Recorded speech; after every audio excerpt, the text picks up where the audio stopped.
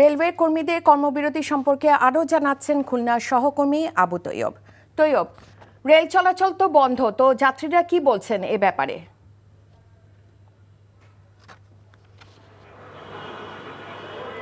জি, আপনি একটু আগে খবরে যেমনটি বলছিলেন, আসলে যাত্রীরা চরম ওই বিভ্রান্তি এবং ওই বিপাকে পড়েছে, দুর্ভোগের ভিতরে রয়েছে। আমি বেশ কয়েকজন যাত্রীর সাথে আলাপ করছি, তারা আমাকে জানিয়েছেন যে খুলনা ঢাকা রেলওয়ে সার্ভিসটা চালু হওয়ার পরে তারা অনেকেই ছুটির দিনে পরে তার সকাল থেকে যে সকাল 4 ঘন্টার ভিতরে যে ঢাকা অফিস করতেন, কিন্তু আজকে যারা এসেছেন তারা অনেকে এখান থেকে ফিরে গেছেন এবং তারা মানে ক্ষোভ প্রকাশ করছেন যেহেতু তাদের পূর্বে কোনো মেসেজ বা কোনো সংবাদ দেওয়া হয়নি।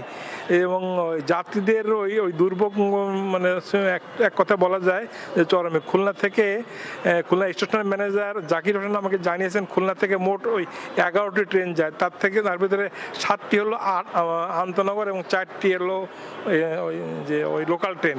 তো সবগুলোরই ওই আগাম টিকিট বিক্রি হয়ে যায়, কিন্তু আজকে সকালে যখন যাত্রীরা এখানে আসেন, তারা ট্রেন না পেয়ে বিক্ষোভ দেখেন, তখন মাইকিং করে যাত্রীদের টাকা ফেরত দেওয়া হয়েছে। কিন্তু ঢাকার মতো খুলনা থেকে বিআরটিসি বাস বা অন্য কোনো সেবার এখানে ব্যবস্থা না হওয়াতে তারা আরো ক্ষোভে পড়েছেন। আমি একটু আগে দেখেছি স্টেশনের ওই নিরাপত্তার জন্য অতিরিক্ত পুলিশ আনা হয়েছে। পুলিশরা তাদের টহল করছে, তারা এই প্ল্যাটফর্মের গেটগুলো প্রায় সবগুলো বন্ধ করে দিয়ে বাইরে যাত্রীর অপেক্ষা করছে। আর এছাড়া দু একজন যাত্রীকে আমি দেখেছি এখনো অপেক্ষা করছেন, কারণ উত্তরবঙ্গে এখান থেকে যাওয়ার আর কোনো পথ নেই। জি রায়কায়, এই ছিল খুলনা থেকে সর্বশেষ।